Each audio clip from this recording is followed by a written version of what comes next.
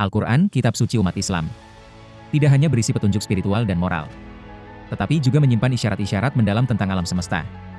Banyak ayat yang mendorong manusia untuk mengamati langit, bumi, segala proses yang terjadi di dalamnya.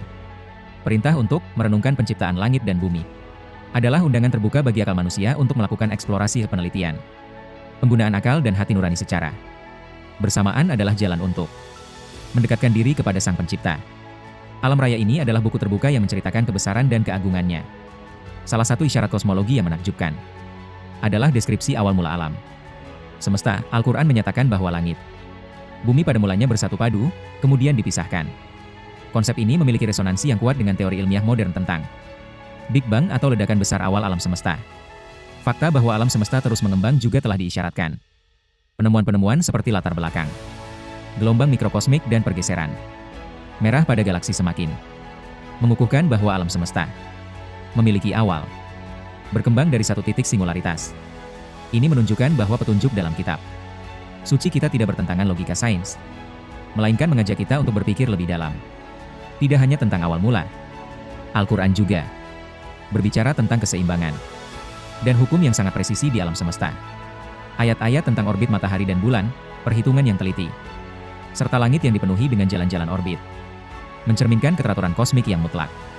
Ilmu astronomi modern membuktikan bahwa miliaran benda langit bergerak dalam sistem yang rumit namun stabil, saling tarik-menarik dengan gaya gravitasi, tanpa pernah bertabrakan secara chaos. Keseimbangan ini adalah bukti nyata dari pengaturan dan pengetahuan yang maha tinggi. Setiap penemuan baru tentang black hole, eksoplanet, atau energi gelap justru semakin membuka cakrawala kita tentang keluasan ciptaan Allah dan kebenaran firman-Nya. Di era digital dan kecerdasan buatan, AI, sekarang ini, kita dapat menggali lebih dalam hubungan antara teks Al-Quran dan sains.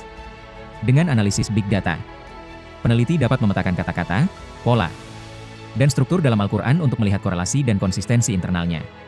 Pendekatan ini membantu kita memahami kitab suci bukan secara sepotong-sepotong, tetapi sebagai satu kesatuan sistemik yang koheren.